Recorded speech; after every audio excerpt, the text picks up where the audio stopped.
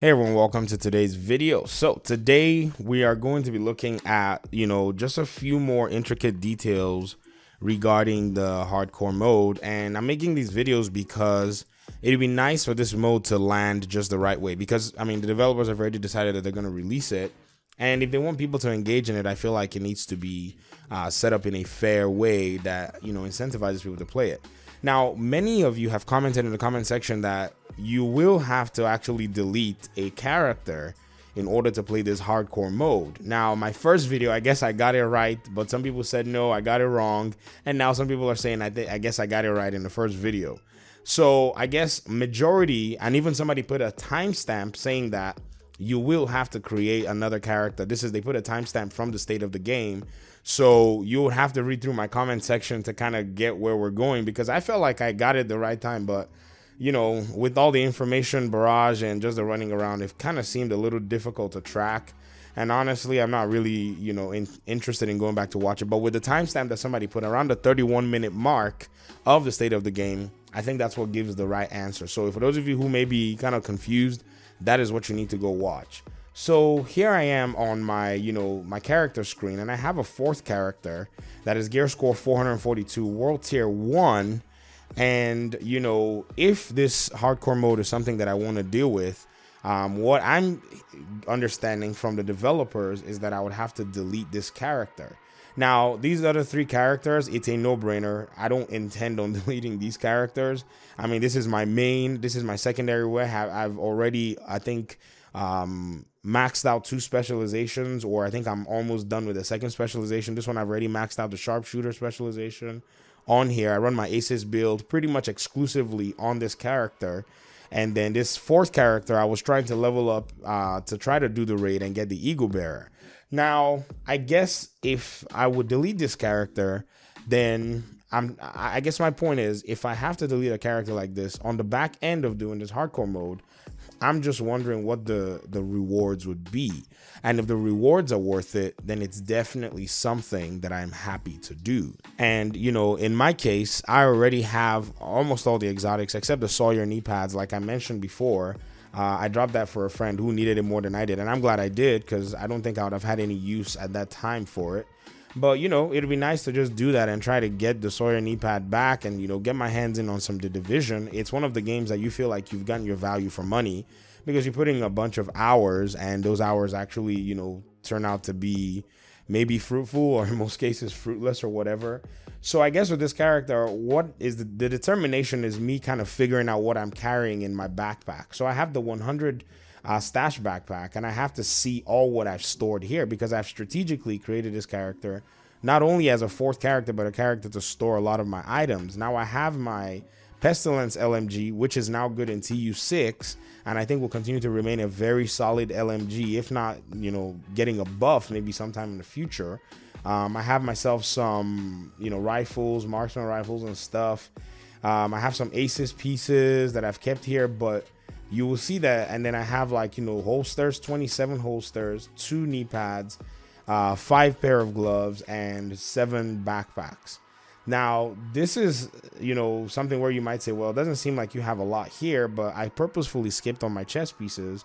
I have 33 chest pieces and 27 holsters on this character, and that is not a coincidence. I have carefully selected some of the better chest pieces that I've seen in terms of my farming, in order for me to just come here and save them if in case I want to do a build of some kind somewhere down the future. We have more content coming, so there's nothing wrong in me hoarding these pieces. I like to hoard pieces. If you look at this chest piece that we're looking at right now, this chest piece has 19% headshot damage. I've kept these things, 44,000 health, 14,000 armor. Yes, these are Alp Summit pieces that do keep some really high stat items. If I wanted to run crit, if I wanted to run Overlord, I've kept all these Overlord pieces in here, and I've done so with the mindset that I'm going to come back and look through these in case I need an item. Another thing too that I've also done is, if you look at my holster collection, I've kept old holsters that had rolls that I felt like were not going to be too prevalent, once the patches started to roll out. So this is something where, you know, I don't feel like going back to farm all these. Now, farming all these items will not be difficult. If I really did need any of these items, I think it will be very easy to get. But the truth is, I don't want to go back and do all of that anymore. And that's a personal preference. I'm not saying anybody has to make a 5th character for me. You know, anybody, if they want to make a 5th character for us, that's fine. If they don't, that's fine.